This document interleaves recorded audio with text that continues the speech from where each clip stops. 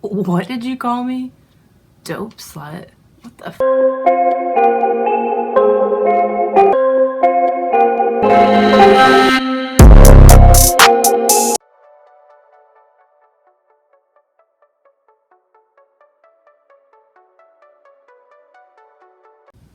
What's up? Welcome back to Gifted Afflicted, where I believe some of our greatest strengths are developed through fighting and battling through and surviving some of our greatest afflictions, in my case, drug and alcohol addiction.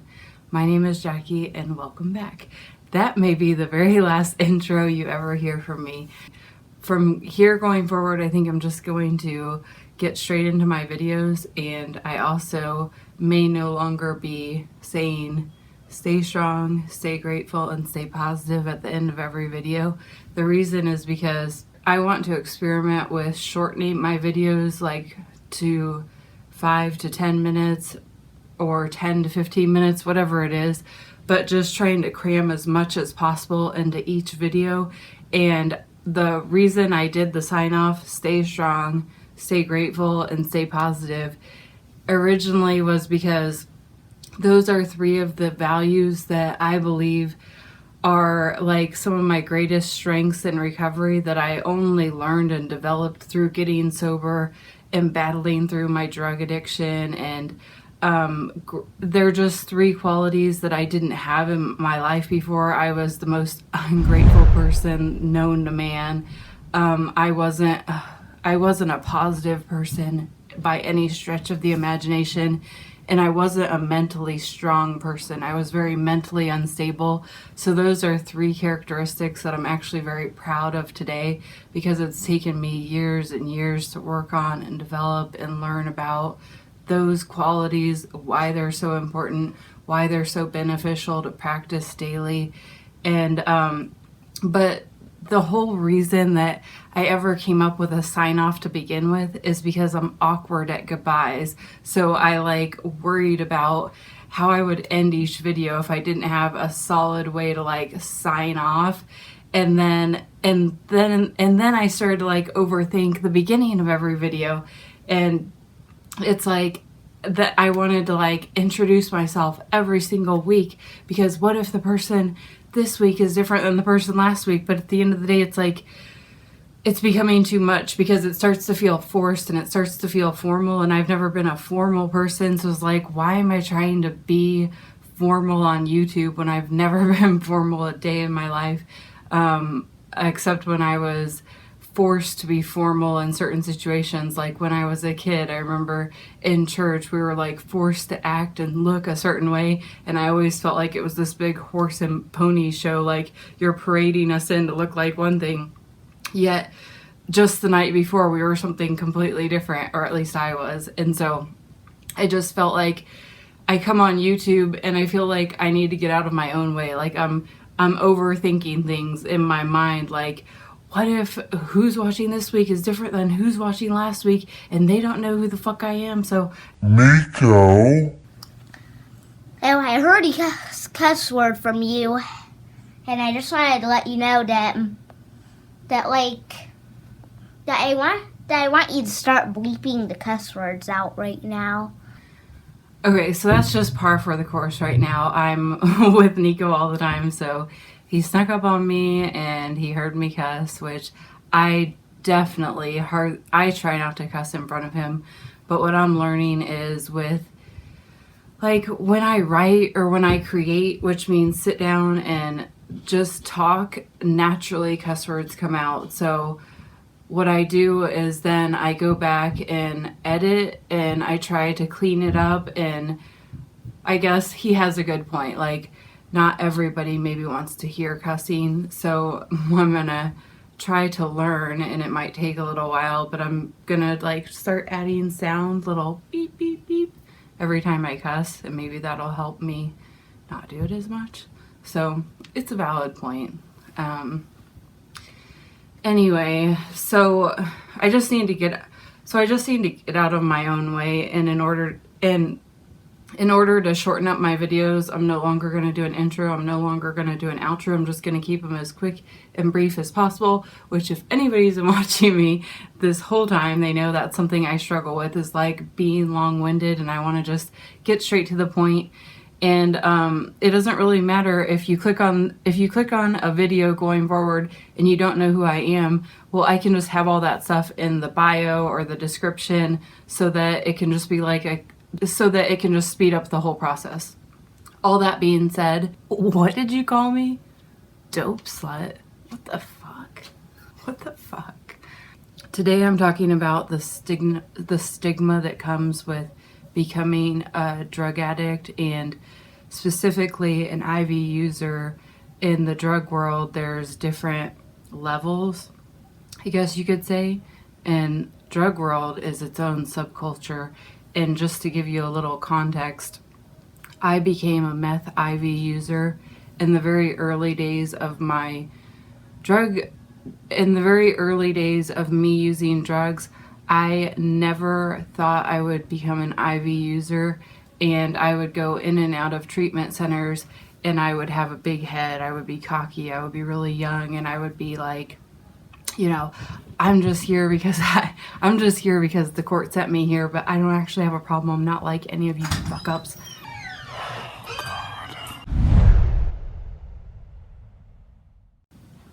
So this is like karma working its own stuff out over time. So I would go into the treatment centers and I would call the people that were like IV users. I'd be like, oh, you're a fucking dope fiend. I'm never gonna be a fucking dope fiend like you. I was just spewing all this, you know, kind of like judgment and hate on them, and I didn't even know them, but I just thought if they were using like that, they were a dope fiend. They were a fiend for the dope. They'd do anything for it. And they would say things like, well, you're not a dope fiend yet, or you're not an IV user yet, or you're not. I had like a thing against prostitutes. I thought that was just completely disgusting that you would sell yourself for drugs. And I was completely repulsed by the idea because I had never been, okay, so this is probably going to offend some people, but I had never was a slutty person. I never slept with a lot of people. I never had a lot of partners, like intimate partners. And I thought that if you basically sold your body for drugs, you were a slut, you were a whore, you were a prostitute. I thought that was like the lowest of the low. And so I would kind of, I would really judge them harshly. And I wouldn't judge people that committed crimes like were like me, and they were more prone to violent offenses versus sexual. I guess like in the drug world, what it seemed like you could go, if you're a female, you could go one of two ways, or every female that I encountered went one of two ways. You could be more of like a criminal and go out and commit crimes to get money for your drugs, or you could be more of a sexual, like basically a prostitute. You could sell yourself for drugs, or you could also kind of play right in the middle, which would be like the distraction on a crime. So you're the seductress, you're the distraction, you lure the guy in basically for the trap, for the robbery, for whatever it is that he's being set up for. And I didn't have anything against being a seductress, and I had done that before, but I thought actually fucking for drugs was completely repulsive, and I judged people very harshly for that. I personally, I never became a slut for drugs, right? I never fucked for drugs. I never prostituted. I've never sold my body for drugs, but I did other things. And they would always say, you haven't done it yet. You're not an IV user yet. You haven't sold yourself for drugs yet. But by yet, they would say, you know what yet stands for? You're eligible too. And see, when I was in these meetings and these treatment centers, I was like, these people are so fucking full of shit. And yeah, a lot of them were. But then, like, as I think back to some of the things they said, it was like they also had a lot of good solid warnings in there for me that I just didn't, that I just wasn't ready to hear or accept, or my mind was not in a place where I could actually absorb the message that they were trying to deliver to me. Okay, so fast forward several years further into the progression of my drug addiction, and I find myself in a city where none of my drugs of choice, so cocaine, okay, I'm going to try to get this message out in the way that is least triggering to people. My drugs of choice were things such as cocaine, pain pills, hydrocodone, Oxycontin, Ambien, Norcos, Somas. I liked basically all prescription medicines that gave me like a mind-altering, mood-altering effect, just like a substance.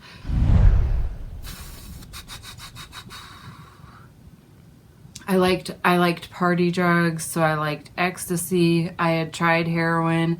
Heroin wasn't necessarily my thing. I tried meth. It wasn't exactly my thing. My main drug of choice, my favorite absolute drug of choice at that time, before moving out there, was cocaine. Basically, any sorts of prescription drugs, alcohol, weed, ecstasy. Those types of drugs. And so I used those drugs over and over. And when I got out to this place that I had agreed to go to get sober, but I personally wasn't ready to get sober. I went there to get sober and I ended up in a halfway house. Of course, I relapsed because I wasn't ready to get sober. I found myself in a state where the drugs that I knew I couldn't get a hold of. And now all of a sudden the main drug out in this area was meth. So being a drug addict, I was like, okay, well, they're telling me that this is like the main thing out here. This is what everybody does. So I found that I was just using it because it was available, and I used it so much so to the point where I became addicted to it, and I actually began to like certain aspects of doing meth.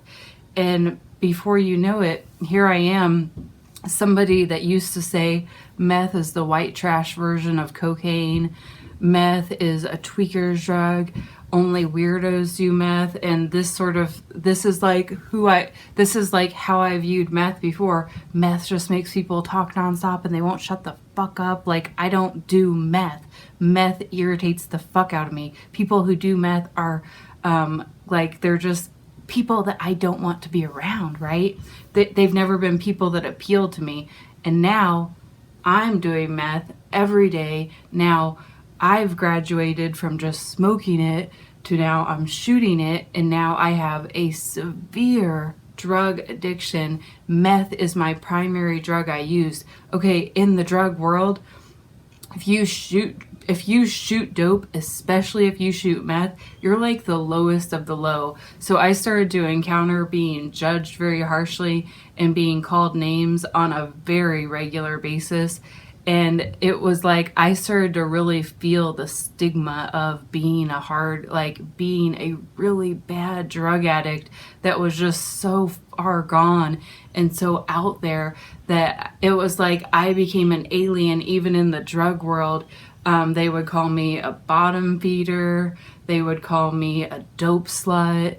And I just remember dope slut stood out as like one of the harshest things I had ever been called, because again, even as an IV meth user, I wasn't selling my body for drugs. So the fact that you were calling me a slut, a dope slut, it was like it really got to me. This is just what I want to touch on for today, is being in that situation where I was at the lowest of the low, and all of a sudden all those harsh judgments I had on other addicts, now they were being projected on me. And I couldn't see it at the time, but that was the "you're eligible too." It started to be like, okay, that's when I started to learn, okay, judging people is actually a really bad thing and a really hurtful thing to do. And it was something that I did so much in my past when I was on these higher levels of drug addiction, when I was like mostly a cocaine user, and that was my main primary drug, when I was still to the point where I could be considered a high functioning addict and alcoholic. I was on these higher tiers of like the drug world.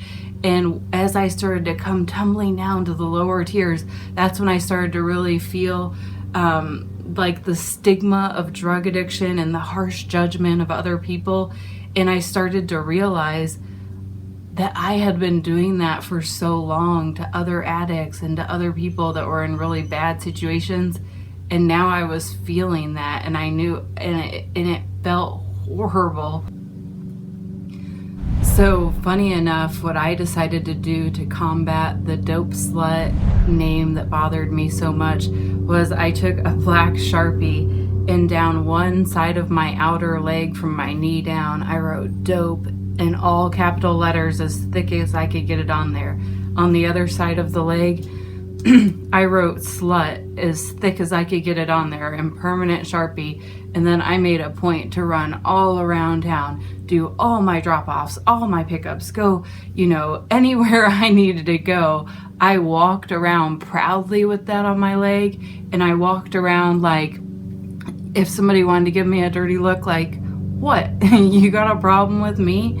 You have a problem with who I am? You have a problem with what I look like? You have a problem with this name that I've been deemed? And I knew I wasn't a dope slut, right? But I was taking the power back out of that name. It just clicked in my mind that if I put that on my body and everything in me that bothered me about those words, and I just owned it and I put it on my body and I walked around proudly like, what?